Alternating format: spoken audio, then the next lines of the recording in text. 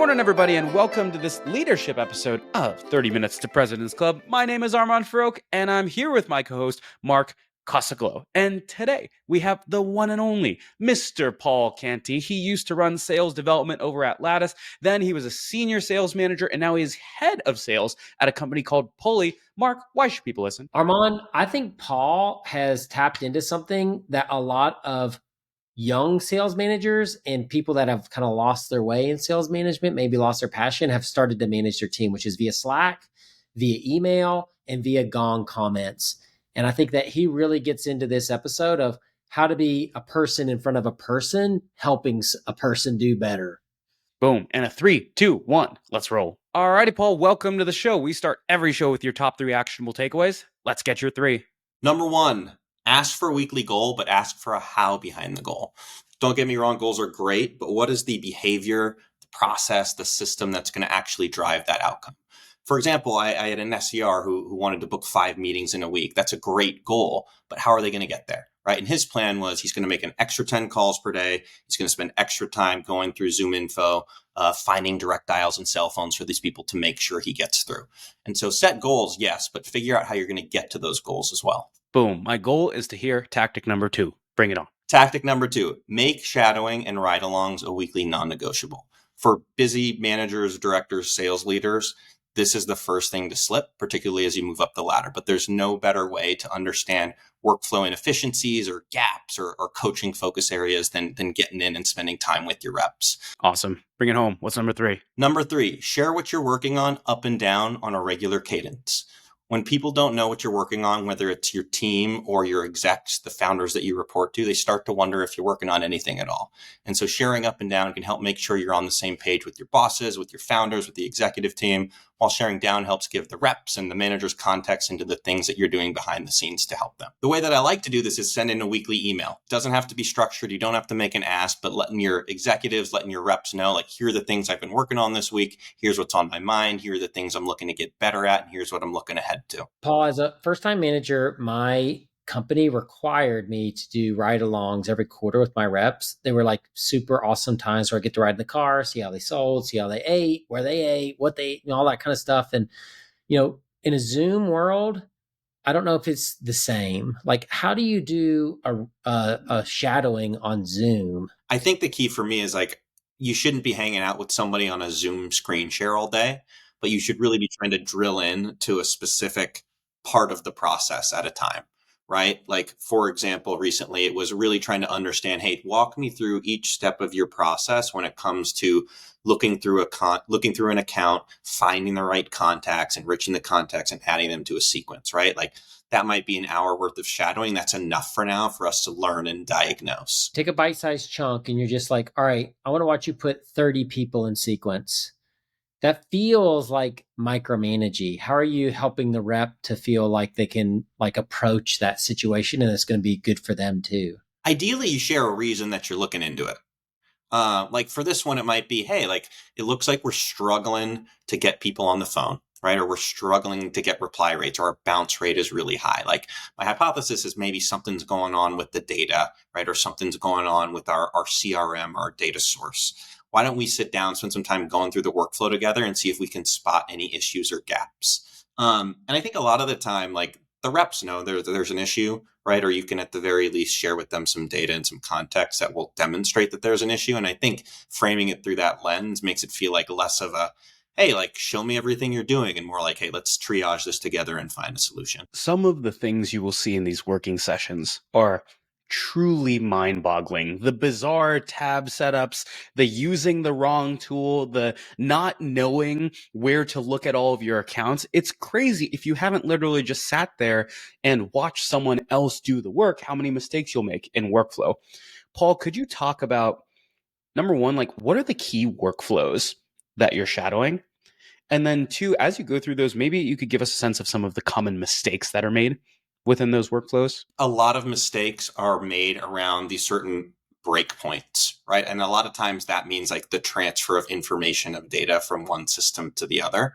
For example, pulling information from your data provider into your CRM, right? Or from SalesNav into your CRM, or inputting opportunity notes back into the CRM after a call. Like, I think a lot of the time that's where there's friction and where there can be either like problems in terms of the data getting pulled in or pulled out, as well as inefficiencies, right? Like people taking notes separately in like their Apple Notes thing and then copying and pasting it into a Salesforce field and then pulling that. Like, it can get really wonky, but I think that starting by trying to identify inefficiencies in those areas is usually where you'll find them. How do you think about workflows, Paul? Is it like a checklist, like a surgeon would have? Like, first, put an X on the knee to know that we're going to work on the right knee. Secondly, get your hands washed. Third, like, get your scalpels ready. Fourth, like, make your incision. Like, do you believe in that level of detail? Or are you just watching in general, like how they're doing and approaching stuff? I'm generally watching to see like, what's the goal of this workflow? Like, what does a successful execution of this step of the process look like? And I'm trying to see like if there are steps within that process that aren't getting us closer, right? Or essentially adding unnecessary work without getting us closer to the end goal. So like, hey, the goal here is to just get a fully enriched contact into the CRM. Are we taking steps that are unnecessary or that are additive work without being additive value? Could we start with the first part of the workflow? So oftentimes the first part of the workflow is I need to find a list of 5 accounts that I can reach out to. Talk to me about some of the common mistakes you'll see SDRs or AEs make when they're reaching out to or pulling a list of 5 accounts. They don't know why they're reaching out. That's the biggest problem I see, is folks are reaching out and I ask them why they're working a certain account and they don't have a good answer. And I think that, that can start from a place of not deeply understanding your ICP or who you really sell to. But it can also mean that like you don't have a full grasp on like what challenges your ICP or your buyer has that you're solving for them. Right. And so you're approaching this account with, I'm going to work with them without having any sort of hypothesis as to what challenges you help solve for them, how you can make your life easier. And so that's the biggest one. And it's an exercise I did with some members of my team a couple of weeks ago, which is like, hey, I want to be able to pick an account from your book and have you explain to me why you're working them and what problem you think you feel strongly that we can probably solve for them. And if we don't know that, then it's really going to be hard to message or call them effectively. The other day I had a post that was the highest activity rep is usually the lowest performing. And the reason that is almost always true is because the first 5 accounts you pull, you're usually going to throw 4 of them in the garbage.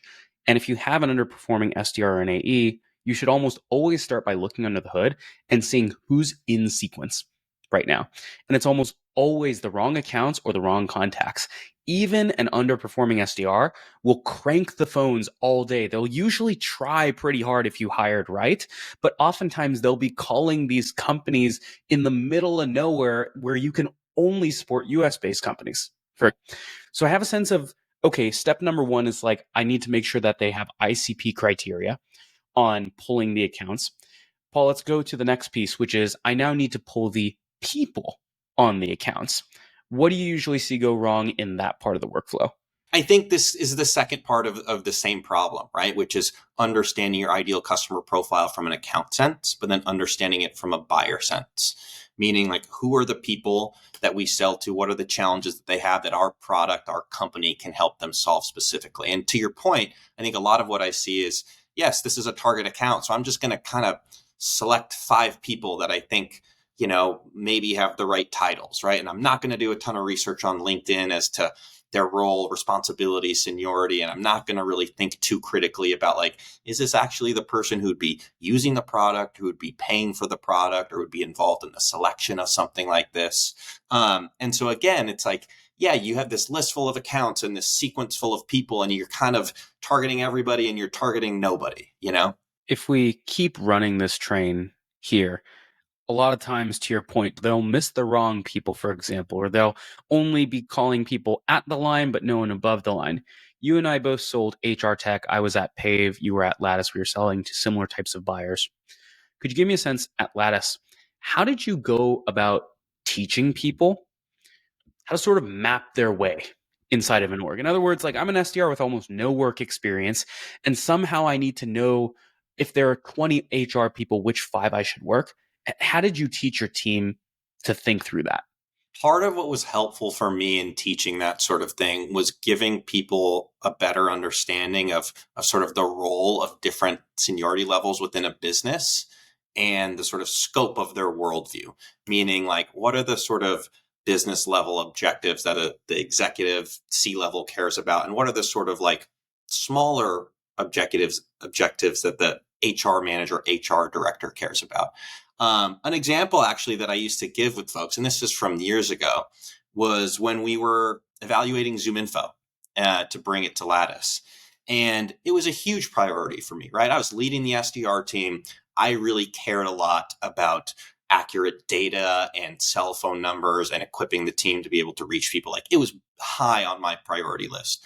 But if you were to ask Deanie, our CRO at the time, it probably wasn't even on her radar, right? Like, it was not even something she was thinking about. And so I think it was a helpful illustrative example for folks to just understand that even in organizations that aren't relatively big, the scope and the things people are thinking about and the context in which they're thinking about them can be very different.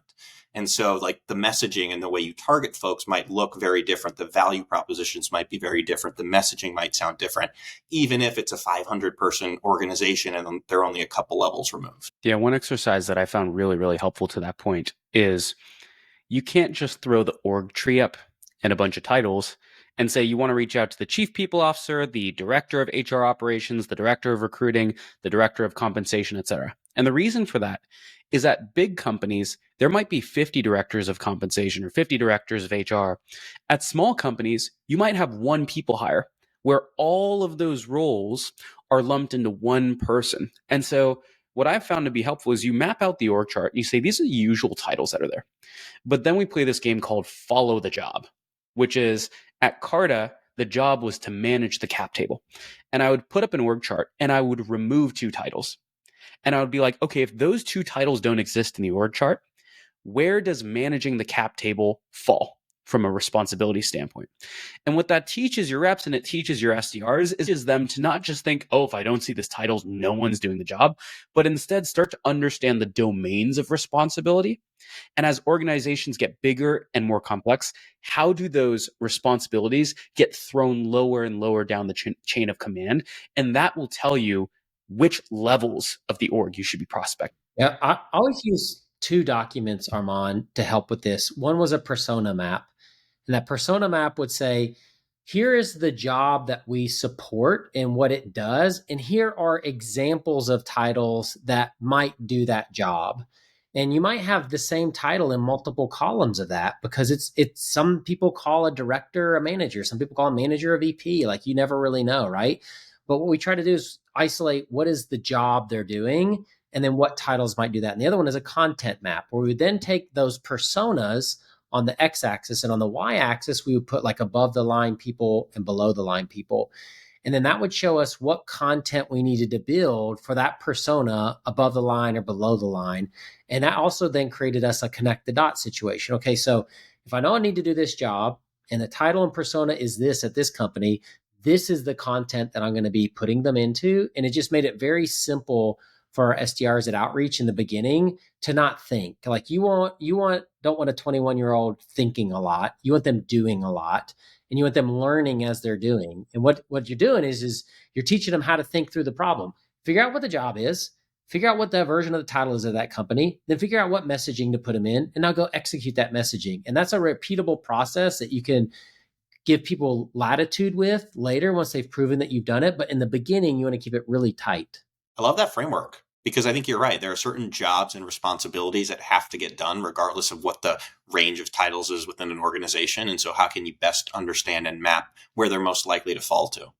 Paul, I'm curious for you, as you've taught your team to look at the different roles, the different responsibilities, domains of expertise, whether it's at Lattice or at your current company, your SDRs now or your AEs now need to do initial outreach, right?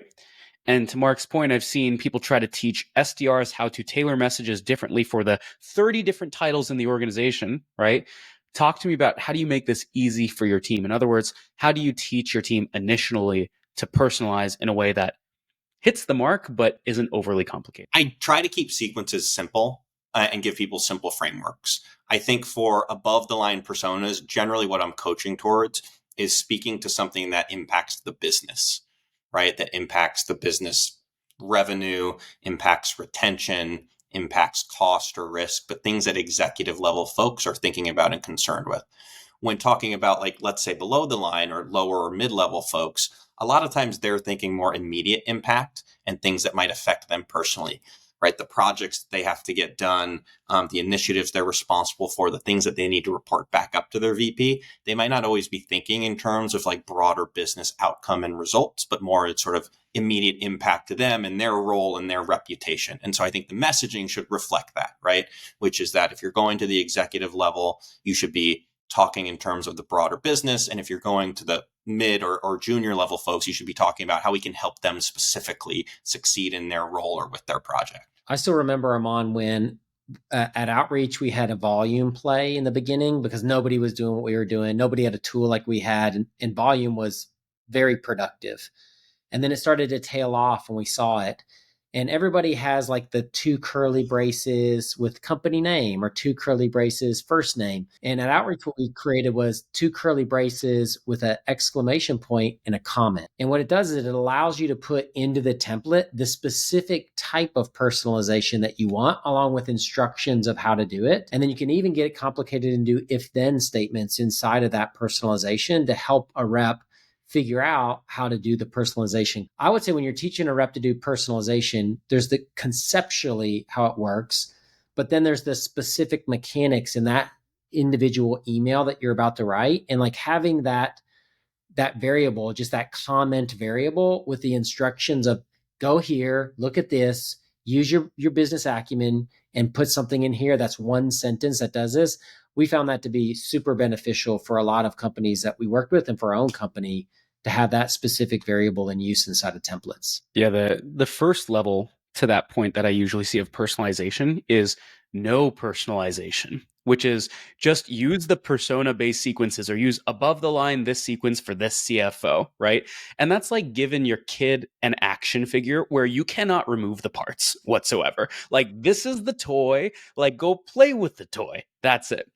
The next one is like giving your kid sort of like a Mr. Potato Head, which is you can use trigger templates. If you run into these 6 triggers, pop out the first 6 sentences for one of these other 6 sentences. If you see raised around, use this sentence. In other words, put the nose in the nose hole, or maybe you just change the nose, but don't put the nose in the ear hole, right? There are some like basic grounds there. But then the last one is you start to give the kids Legos. And those are the SDRs that get really, really good. And that's when you're like, okay, you can write whatever you want in this email. And that's where the best emails come into play. But it takes time for an SDR to get there. And a lot of people make the mistake of giving their kids Legos on day one, where they're putting the Mr. Potato Nose in the ear or something. Damn, I thought I was the king of metaphors. I was going to say, wow, just impressive. Mr. Potato Head personalization. Alrighty, Paul. So this is all stuff on SDR workflow that we talked about. I want to make our way over to AE shadowing and ride along. So less stuff on workflow, more stuff on shadowing the closing process. So talk to me about, first discovery call. You jump on as a sales manager. My guess is you're not being the motorcycle manager where you basically take over the call and you make your rep ride shotgun. How do you actually go about shadowing a call effectively as a sales manager? The first thing I want to do is just set expectations with the rep. And normally it's that, which is that like, hey, I'm here to listen. And if you need support on anything, feel free to tap me in, but you run the show. From there, like I'm really looking for some fundamentals typically, at least to start. And when I say fundamentals, I mean like, how are we opening the call over the first 5 minutes in terms of our prep, our agenda, building rapport and setting the stage for the beginning of the call towards the end and all the way through the end of the call. I want to see how we're leading discovery. I want to see if we're saving time in the last 5 minutes to do a recap, take a temperature and set a next step. But a lot of times I want to see first, like some of the fundamentals of like, how are we structuring the call and are we setting ourselves up for success both in that call and in the next call? Great. So you come in with the right expectations. They know why you're there. They know you're not there to take over the entire call. You jump onto the call. What are some of the things that you're looking for or the ways that you deconstruct a discovery call with your reps? One of the things I think is really important after we've set an agenda and an upfront contract, because we should be doing that every time, is I want the rep to come with a perspective and a point of view. I don't want to hear people asking like, oh, like what led you to take the call, or why are you interested in talking today? I think that like we obviously want to understand that, but we should be trying to share a perspective or a point of view on why people normally come to talk with us, like what challenges we typically hear, trying to understand if they resonate with this person, or if maybe like there's something else on their mind. But I think like not coming in with a blank slate and saying like, hey, tell me why you took the call, but really like doing a little bit of research or investigation up front, even if you're just sort of forming a hypothesis and leading with that as to like, hey, I suspect maybe you're dealing with some of the challenges that I've heard from these other leaders. Like I would love to talk more about them and see if they're relevant or resonating with you. Are you a whisper mode guy where you're whispering in your rep's ear through the call software? Are you a Slack person? Like, hey, open up a Slack channel and let's Slack back and forth about what's going on during the call? Or are you like, let the call be and I'll coach it afterward? My very first sales manager was a whisper in my ear manager, and it traumatized me. So no, I don't do that. What I found is actually like talking to the rep about that beforehand. I like doing like Slack or Zoom chat, but like some reps prefer one or the other or get distracted by Zoom. And so if they want to do that, I'm happy to, and then sort of ping them questions or ideas or food for thought while we go. Otherwise, yeah, I like doing immediate recaps after, right? Like, let's talk about that while it's fresh. Would love to hear how you grade yourself, what you might have done differently to go up a grade or two. And let's try and do some in the moment coaching while it's like imprinted and right at the forefront of your brain. Paul, you're 7 minutes in, the call's going horrible. How do you determine when you step in and take it over? And how do you realize I need to let the rep work their way through it? I think the trigger for me to step in is if the prospect is actually getting mad. I think that's what I want to try and avoid at all costs, is an actual upset prospective customer or a bad buyer experience. And so if it's clear to me that there's irritation or frustration, like that's when I would probably step in and try and mediate.